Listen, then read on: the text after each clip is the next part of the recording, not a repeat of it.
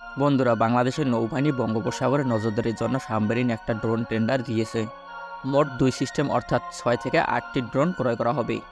এর পাশাপাশি ground station এর টেন্ডারও দেওয়া হয়েছে। তাই ধারণা করা যায় বড় আকৃতির বিপুল পরিমাণ প্লেলোড পরিবহনে সক্ষম এই ড্রোন ক্রয় করা হবে।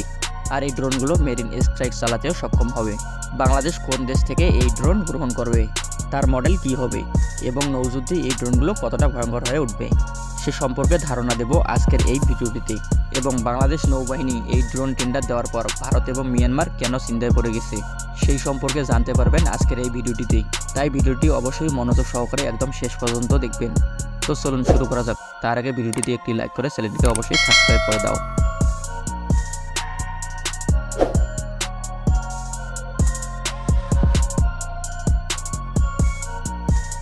বন্ধুরা, বাংলাদেশ নৌবাহিনী যে ড্রোন টেন্ডার দিয়েছে তা আপনারা সকলেই তো জানেন।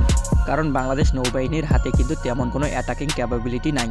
অর্থাৎ বাংলাদেশের নৌবাহিনীর কাছে শত্রুপক্ষের জাহাজ অথবা সাবমেরিনে আক্রমণ করার মতো কোনো এয়ারক্রাফট বা ড্রোন নেই। ফলে যদি কোনো কারণে ভারতীয় নৌবাহিনীর সাথে অথবা মিয়ানমার নৌবাহিনীর সাথে আমাদের যুদ্ধ লেগে যায়, তাহলে আমরা কিন্তু তাদের যুদ্ধ জাহাজগুলো খুব সহজে ধ্বংস করতে পারবো না। এখানেই প্রয়োজন একটা ড্রোনের। আর এই কারণেই মূলত এই ড্রোন ক্রয় করতে চলেছে বাংলাদেশ নৌবাহিনী।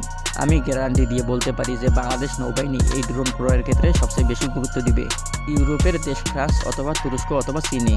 যেহেতু চীনের সাথে বাংলাদেশের খুব ভালো একটা বন্ধুত্বপূর্ণ সম্পর্ক রয়েছে, ফলে চীনের কাছ থেকে খুব সহজে ভয়ঙ্কর একটা ড্রোন ক্রয় করতে পারত বাংলাদেশ। যেহেতু এতে ভারতের আপত্তি আছে, তাই বাংলাদেশ কখনোই চীনের কাছ থেকে এই ড্রোন ক্রয় করবে না। বাংলাদেশ মূলত তুরস্কের কাছ থেকে এই ড্রোন ক্রয় করতে পারে।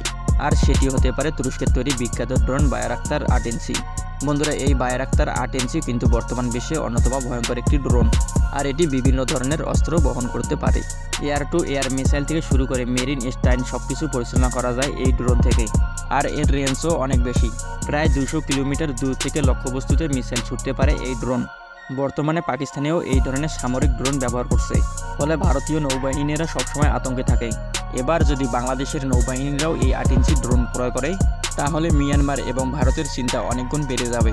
তারা আর বঙ্গোপসাগরের ধারের কাছেও আসতে পারবে না এবং বঙ্গোপসাগরের নিরাপত্তা অনেক ভালোভাবে দিতে পারবে বাংলাদেশ নৌবাহিনী। এখন দেখার বিষয় যে বাংলাদেশ নৌবাহিনী কত সালে এগুলো ডেলিভারি পায়। আশা করা যায় যে বাংলাদেশ নৌবাহিনী আগামী 1 থেকে 2 বছরের মধ্যে হয়তো এই ড্রোনগুলো ডেলিভারি পাবে। বন্ধুরা, বাংলাদেশ সেনাবাহিনী কিন্তু তুরস্কের তৈরি বায়ারাক্তার TB2 ডেলিভারি পেয়েছে। আজকে এই পর্যন্তই। ভিডিওটি ভালো লাগলে বন্ধুদের কাছে শেয়ার করতে পারেন। আর আপনি যদি এমনই আনকমন ইন্টারেস্টিং ভিডিও দেখতে পছন্দ করেন, তাহলে চ্যানেলটি সাবস্ক্রাইব করে রাখতে পারেন। তাহলে দেখা হচ্ছে পরবর্তী নতুন একটি এপিসোডে। ততক্ষণ পর্যন্ত ভালো থাকবেন। ধন্যবাদ।